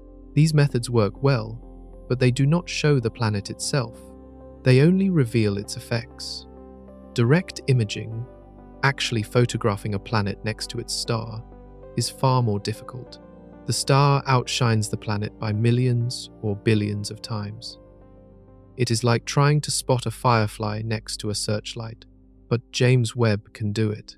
Its infrared sensitivity and precise instruments allow it to block starlight and see faint objects nearby. And recently, it may have made its first direct discovery of a planet. The world orbits a young star called TWA-7, located about 180 light-years from Earth in the constellation Hydra. The planet is massive. Its mass is similar to Saturn, about 95 times heavier than Earth, but it orbits farther from its star than Saturn does from ours. The distance keeps it cool. Temperatures on this world would be far below freezing.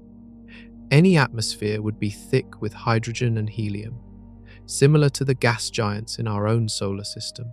What makes this discovery special is not just the planet itself, it is the fact that James Webb spotted it directly.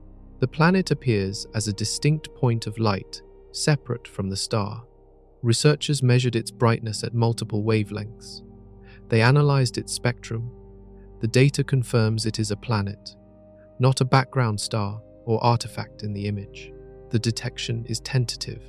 Scientists say, if confirmed, this would be the lightest planet ever directly imaged. Previous direct imaging captured planets more massive than Jupiter. Those larger worlds are easier to see because they emit more infrared radiation.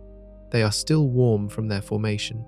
TWA-7's planet is smaller and cooler, making it a tougher target. The star itself is young. It formed only a few million years ago. It still has a disk of dust and gas surrounding it. Planets are actively forming in that disk. TWA-7's planet likely formed recently. It might still be gathering material from the disk, growing slowly as it sweeps up dust and gas in its orbital path. Young planets are interesting because they reveal how planetary systems evolve. When a planet first forms, it is hot from the collisions that built it. It glows brightly in infrared. As it ages, it cools and dims. By finding planets at different ages, astronomers can trace this cooling process. They can learn how atmospheres change over time. They can study how planets lose heat and settle into stable configurations. TWA-7 is part of a nearby group of young stars. The entire group formed together from the same giant cloud of gas. Studying these stars and their planets gives insight into how solar systems emerge. Multiple stars in the group might have planets. Comparing them reveals patterns. Do all young stars form gas giants? How common are planets at wide orbits versus close orbits? These questions need large samples to answer. Direct imaging also allows scientists to study planet atmospheres in detail. When you detect a planet indirectly, you only get limited information. Maybe its mass, maybe its orbit.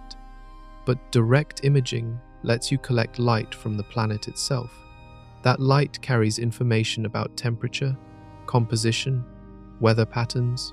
You can measure methane, water vapor, clouds, even wind speeds on the planet. James Webb will observe TWA-7 again. Additional measurements will confirm the planet and refine its properties. If the discovery holds up, it will demonstrate that James Webb can find planets smaller than Jupiter around nearby stars. That opens new possibilities for studying planetary systems. Every direct image of a planet adds to our catalogue. We have only a few dozen directly imaged planets so far. Each one teaches us something. Each one challenges our models. And each one reminds us that planets are not rare. The galaxy is full of them. Most remain hidden, but James Webb is revealing them one by one. Imagine a world with two suns, like the desert planet from Star Wars, where dual stars hang in the sky, casting double shadows. For a long time, scientists thought such systems would be too chaotic for planets to form. The gravitational dance between two stars would stir up the surrounding disk, preventing dust from settling into stable orbits. Planets need stability. They need time to accumulate material. Binary star systems seemed too turbulent. Then we started finding planets anyway. Dozens of them. Circumbinary planets, worlds that orbit both stars instead of just one. Their existence proved that planet formation is more robust than we thought. But most of these worlds orbit far from their twin stars. They stay safely outside the zone of strong gravitational interference. Now, James Webb has helped confirm something even stranger. 3 planets, all roughly the size of Earth, orbiting a pair of stars called TOI 2267. And they are packed incredibly close together. The entire system fits within a space smaller than Mercury's orbit around our star. This should not work. When two stars orbit each other, their combined gravity creates complex tidal forces. Any planet trying to form nearby gets pulled and twisted. Its orbit becomes unstable. It either crashes into one of the stars or gets flung out into space. That is the theory. But these three planets are thriving. They orbit in the habitable zone, the region where temperatures could allow liquid water. Not that liquid water is likely. The planets receive less light than Earth does. The stars are red dwarfs, cool and dim, but the definition of habitable zone still applies. The discovery challenges planetary formation models. Simulations struggled to explain how these planets formed. They should have been torn apart during the chaotic early phases of the system, but somehow they survived. Perhaps they formed farther out and migrated inward, or maybe the disk they formed from was unusually stable, allowing them to assemble despite the gravitational chaos. The system is located about 190 light-years from Earth. That is close enough for detailed study. James Webb observed the planets as they passed in front of their stars. Each transit caused a tiny dip in starlight. By measuring those dips at different wavelengths, scientists can learn about the planet's atmospheres. Future observations will reveal more. Are the atmospheres thick or thin? Do they contain water vapor, methane, carbon dioxide? Are there clouds? The answers will tell us whether these planets resemble Earth or if they are completely alien. Binary star systems are common. About half of all stars form in pairs or groups. If planets can form in tight orbits around binary stars, that dramatically increases the number of potentially habitable worlds. We have been searching for planets around single stars, like ours. But the universe might be full of planets around double stars. We just started looking in the right places. The three planets also demonstrate the power of combining different telescopes. Ground-based observatories detected the planets first. They noticed the repeated dips in starlight that indicate transits. Then James Webb followed up with detailed observations. Its sensitivity revealed features that ground-based telescopes missed. One planet completes an orbit every few days. Another takes slightly longer. The third orbits farther out. They are locked in a gravitational resonance. For every 2 orbits the inner planet makes, the middle one makes 3. For every 3 orbits the middle one makes, the outer one makes 4. This pattern keeps their orbits stable. Without resonance, the system would fall apart. Scientists are calling TOI 2267 a natural laboratory. It allows them to test theories about planet formation in extreme environments. If planets can survive here, they can survive almost anywhere. The universe keeps proving that planets are resilient. They form in places we thought impossible. They orbit stars we thought too unstable. They thrive in conditions we would have ruled out. Near the center of our galaxy, hidden behind thick clouds of dust, lies a region unlike any other. It is called Sagittarius B2. This molecular cloud is the most massive star-forming region in the Milky Way.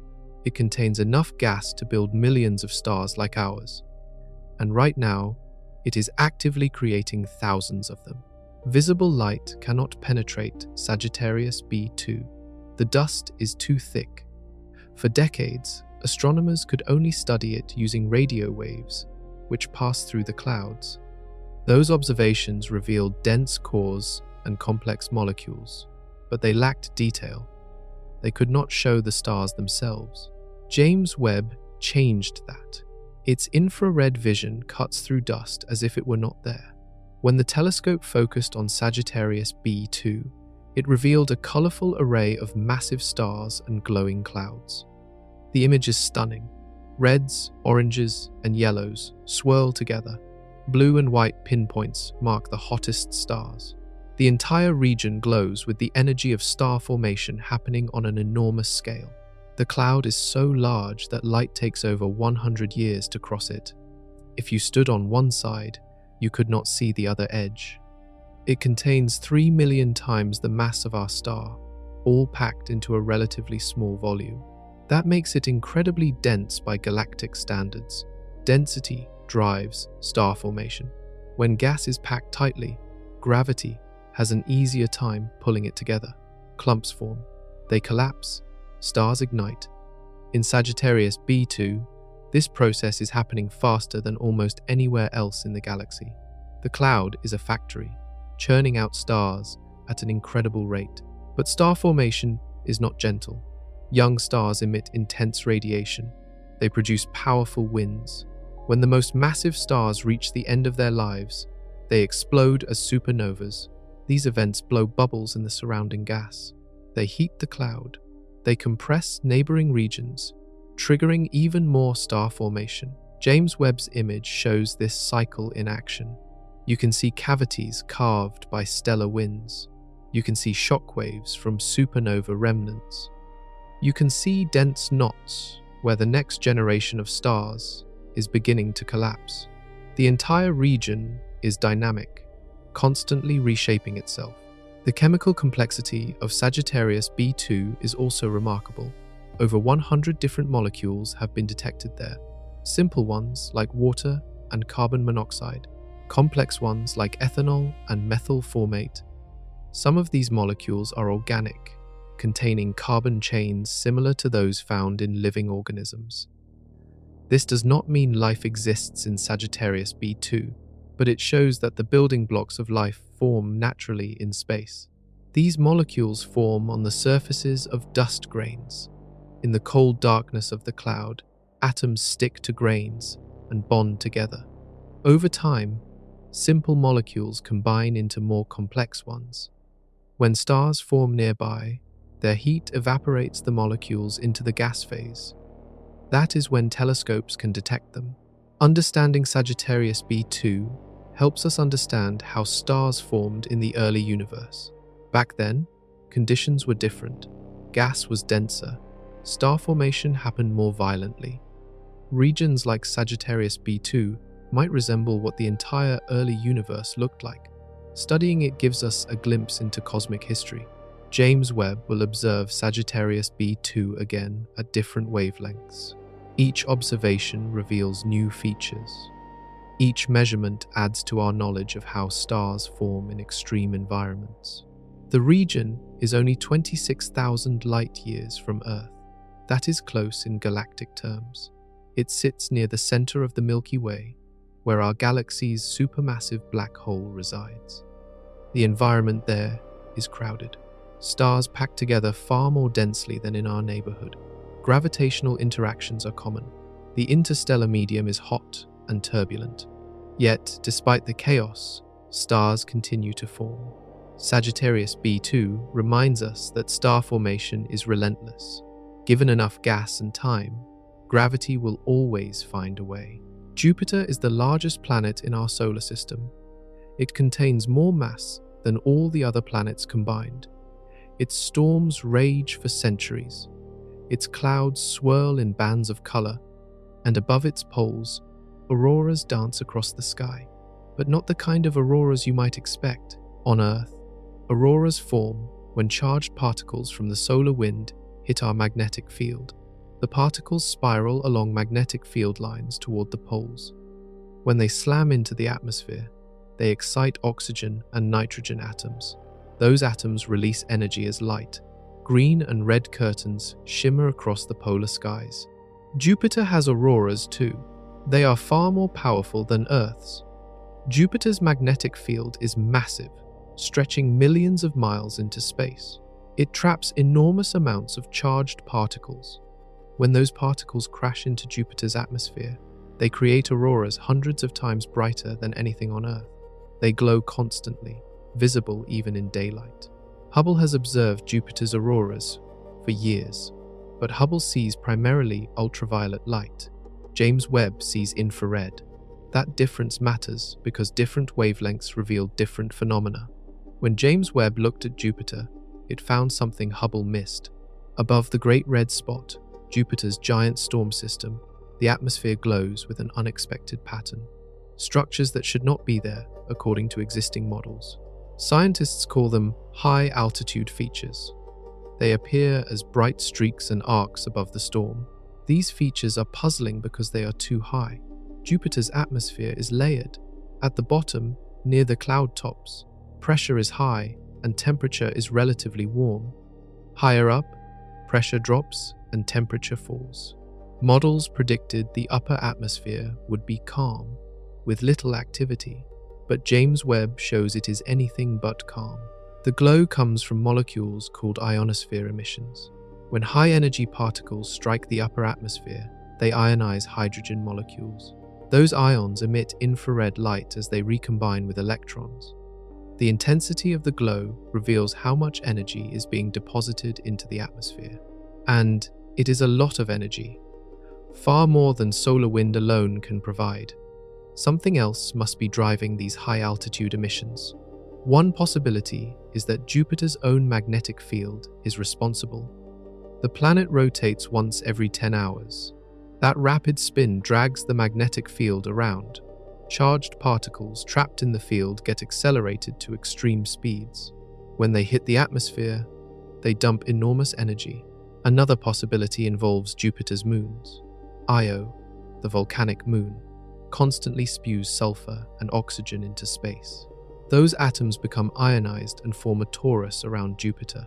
The planet's magnetic field sweeps through this torus, picking up ions and accelerating them. When the ions crash into Jupiter's poles, they create auroras, far stronger than anything the solar wind could produce. But the structures above the Great Red Spot do not fit either explanation perfectly. The spot is not at the pole, it sits in the southern hemisphere, far from where auroras should be strongest. Yet the glow is intense there. Something about the storm itself might be generating or channeling energy upward into the high atmosphere. Jupiter's atmosphere is more complex than anyone realized. Winds blow at hundreds of miles per hour. Jet streams circle the planet. Storms grow to the size of Earth. And all of this activity apparently extends far higher into the atmosphere than models predicted. James Webb's observations are forcing scientists to revise their understanding of giant planets. Jupiter is not just a ball of gas with colorful clouds. It has an intricate atmospheric structure with layers that interact in unexpected ways. Energy flows from the interior upward through convection. It gets redistributed by winds. It leaks out through radiation. And at the poles, it creates spectacular light shows. Other gas giants likely have similar features. Saturn, Uranus, and Neptune probably all have complex upper atmospheres, but Jupiter is easiest to study because it is closest. What we learn there applies throughout the solar system and beyond. Exoplanet atmospheres might behave the same way. When we detect gas giants around other stars, we need to account for high-altitude phenomena. Saturn has over 80 moons. Most are small chunks of ice, but one stands out, Titan. It is the second largest moon in the solar system, bigger than the planet Mercury. And it is the only moon with a thick atmosphere. That atmosphere is mostly nitrogen, like Earth's. But instead of oxygen, Titan has methane. Methane on Titan behaves like water on Earth. It evaporates from lakes. It forms clouds. It rains down from the sky. The moon has a complete weather cycle based on methane instead of water. Liquid methane pools collect in basins near the poles. Rivers of methane carve channels through the icy surface, and methane storms brew in the atmosphere, drenching the landscape with hydrocarbon precipitation. But we have never seen the full picture. Most of Titan's lakes are in the northern hemisphere. That region experiences seasons. When it is summer in the north, the lakes evaporate. Methane rises into the atmosphere. It should form clouds and trigger rain, but for years, scientists saw very few clouds over the north. The atmosphere looked clear. The weather seemed quiet. James Webb changed that. Its infrared instruments can peer through Titan's thick haze. When the telescope observed the moon, it detected cloud activity for the first time over the northern lakes. Clouds forming, rising, dissipating. The methane cycle is active. We just needed the right tool to see it. The discovery confirms that Titan's weather system works like Earth's, but with methane instead of water. In summer, heat from the distant sun warms the lakes. Methane evaporates. The vapor rises and cools. At high altitudes, it condenses into clouds. Those clouds drift and eventually release precipitation. Methane rain falls back to the surface, replenishing the lakes. This cycle is important because it shapes the moon's surface. On Earth, water erosion carves valleys and smooths mountains. On Titan, methane does the same thing. Rivers flow during rainstorms. They cut channels through the icy crust. Sediment washes downstream and deposits in deltas. Over time, the landscape evolves, sculpted by liquid hydrocarbon. But Titan's weather is slow. The moon is far from the star, sunlight is weak, temperatures hover around -290 degrees Fahrenheit. At that temperature, methane is barely liquid. It evaporates slowly. Clouds take time to form. Rain happens infrequently. A storm on Titan might last days or weeks, compared to hours on Earth. James Webb also detected another molecule in Titan's atmosphere, a carbon compound that provides clues about the chemical processes happening high above the surface. When sunlight hits methane molecules, it breaks them apart. The fragments recombine into more complex molecules. Over millions of years, this chemistry creates layers of organic haze that shroud the moon. That haze is why Titan's surface is so hard to see. It scatters light, making everything below appear blurry. But James Webb's infrared vision cuts through the haze. It reveals the surface features, the lakes, the rivers, the clouds forming above them. Titan is one of the most Earth-like worlds in the solar system, despite being completely alien. It has weather, it has erosion, it has liquid on the surface. If you stood on Titan, you would see a landscape with rivers, lakes, and clouds. It would feel familiar in some ways, but instead of water, everything would be methane and ethane. Instead of rock, the ground would be water ice, as hard as granite. Scientists wonder if life could exist on Titan, not life like on Earth. Titan is far too cold for water-based biochemistry, but perhaps something else. Life that uses liquid methane instead of water. Life that breathes hydrogen instead of oxygen. Life built from entirely different chemistry. No one knows if such life is possible, but Titan is the place to look. It has organic molecules, it has liquid, it has energy from sunlight and from tidal heating. The ingredients are there. Whether they have combined into something alive remains one of the great mysteries. James Webb will keep watching Titan. Each observation reveals more about the weather, the chemistry, the surface, and each observation brings us closer to understanding whether this strange moon could harbor life. 6,500 light-years from Earth, a star is dying. It is in the final stage of its life, shedding its outer layers into space. The expelled gas glows, illuminated by ultraviolet radiation from the star's exposed core. From our perspective, the nebula looks like a butterfly. Two vast wings spread across space, symmetric and beautiful. Astronomers call it the Butterfly Nebula, also known as NGC 6302. Hubble photographed this nebula years ago. Its images show the large-scale structure, the wings, the central bar, bright knots of gas glowing in different colors. But Hubble sees primarily visible light. Much of the nebula is hidden behind dust. James Webb sees deeper. Its infrared cameras penetrate the dust, revealing structures never seen before. At the center of the nebula sits a dense ring of material, a torus. This ring surrounds the dying star, blocking our direct view of it. The star itself is invisible, hidden behind thick dust, but its presence is obvious from the light it emits. The torus is not smooth. It has ripples and clumps. Gas and dust pile up in some regions and thin out in others. This uneven structure suggests turbulence. The material is not sitting still. It is moving, swirling, being pushed by forces we cannot see directly. From the hidden star, jets shoot outward along the rotational axis. These jets plow through surrounding gas at incredible speeds. When they hit denser regions, they create shock waves. The shocks heat the gas, making it glow. James Webb captures that glow in exquisite detail. You can see the turbulence, the eddies, the fingers of gas streaming away from the collision zones. The jets are narrow. They stay collimated, meaning they do not spread out much as they travel. Magnetic fields likely confine them, channeling gas along specific paths. This is similar to how jets from young stars work, but in reverse. Young stars eject jets as they gather material. Dying stars eject jets as they expel material. The Butterfly Nebula also shows evidence of multiple ejection events. The star did not blow off its outer layers all at once. It happened in stages. Each stage created a shell of gas. The shells overlap and interact. Where they collide, they compress and heat. Those regions glow brighter. James Webb measured the temperature and density of different parts of the nebula.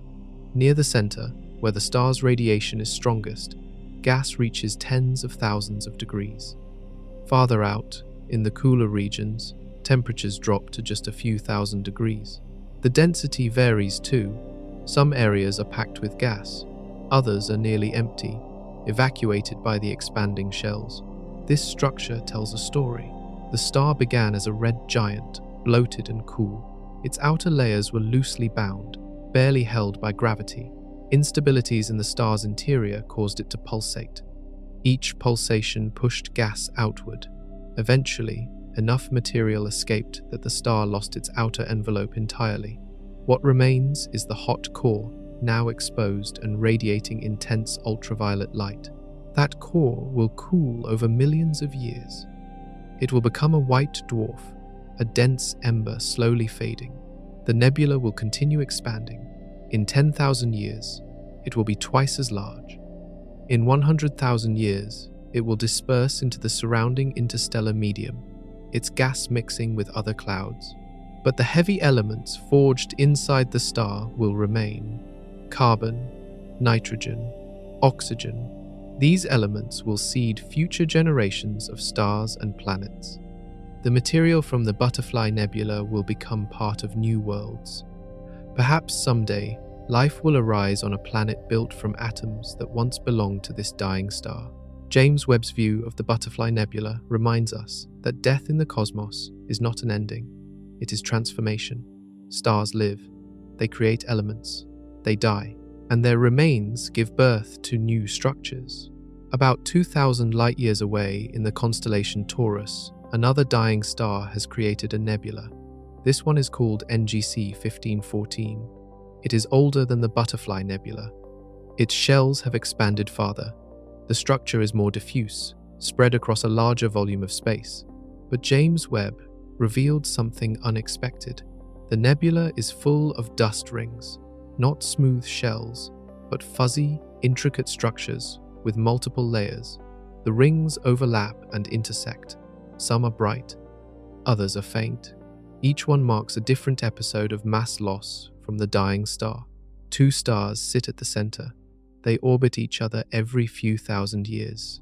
Both are hot. Both are small. They are the exposed cores of what were once larger stars. Together, they created the nebula over thousands of years of mass loss.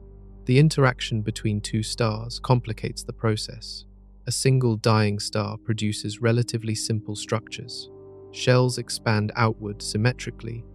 But when two stars are involved, their gravitational dance stirs the ejected gas. It creates asymmetries, spirals, jets. The nebula becomes more complex. James Webb's mid-infrared observations show this complexity clearly. The dust rings appear as reddish-orange arcs and circles. They glow from heat generated by starlight absorption. The temperature is not high, only a few hundred degrees, but that is enough to make the dust emit infrared radiation. One striking feature is the fuzziness. The rings are not sharp, they have ragged edges. This indicates turbulence. Gas and dust are mixing, colliding, creating small-scale structures. The nebula is not static. It is evolving. reshaping itself as the expanding shells interact with the surrounding interstellar medium. James Webb also detected gaps in the rings, regions where dust is sparse or absent. These gaps might have been carved by stellar winds. The two central stars emit streams of charged particles. Those streams push against the dust, clearing paths through the nebula. Over time, the gaps widen and the rings fragment. The central stars themselves are interesting. They are not ordinary white dwarfs yet. They are still transitioning. The stellar cores are contracting and heating. Eventually, they will reach a stable state. But right now, they are variable. Their brightness fluctuates. Their temperature changes. This variability affects the nebula. When the stars brighten, they heat more dust. The nebula glows brighter. When the stars dim, the glow fades. Planetary nebulae like NGC 1514 do not last forever. After a few tens of thousands of years, the gas disperses. It mixes with the interstellar medium and disappears. The central stars cool and fade. What remains is a pair of white dwarfs orbiting in empty space, all traces of the nebula gone. But during their brief existence, planetary nebulae are some of the most beautiful objects in the sky. Their colors, their structures, their symmetries. They demonstrate the artistry of physics, gravity, radiation, magnetic fields, all working together to sculpt gas into intricate patterns. James Webb's ability to see dust makes these nebulae come alive. Where Hubble shows glowing gas, James Webb reveals the hidden dust structures. The two views complement each other. Together, they provide a complete picture. Scientists study planetary nebulae to understand stellar evolution. Every star, like ours, will end this way. In about 5 billion years, the star at the center of our solar system will become a red giant. It will swell. It will engulf the inner planets. Then it will shed its outer layers. A nebula will form. Earth will be long gone, consumed or incinerated. But the atoms that once made up our planet will drift through space as part of that nebula. Those atoms will eventually join new clouds. New stars will form. New planets will coalesce. The cycle continues endlessly, matter recycling through the cosmos. Each generation of stars building on the remnants of the last. NGC 1514 is part of that cycle. Its gas will seed future stars. Its dust will become part of new worlds. And somewhere, billions of years from now, perhaps life will arise on a planet made from atoms that once belonged to this nebula. We have journeyed through discoveries that challenge everything.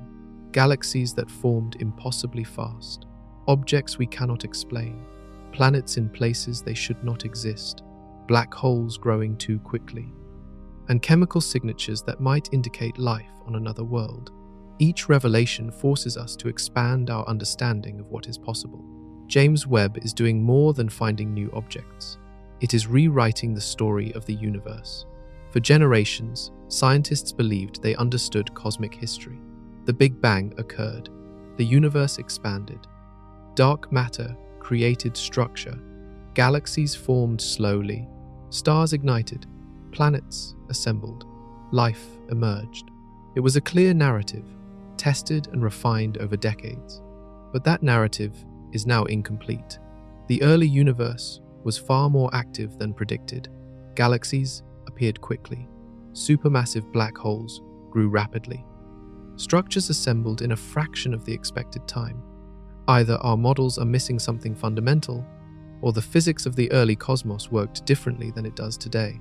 This matters because it changes how we think about our place in the universe. If galaxies form faster, if stars create planetary systems under more diverse conditions, if life can arise on worlds nothing like Earth, then the cosmos might be far more populated than we imagined. We spent decades searching for planets around stars similar to ours. Now we know planets exist around failed stars, around rogue worlds, around binary systems. They form in environments we thought were too hostile. The little red dots are perhaps the most profound mystery. If they are black hole stars, an entirely new class of object, then the universe has shown us that matter and energy can combine in ways we never conceived. Nature is more creative than our theories. Every time we think we have catalogued all possible cosmic objects, something new appears.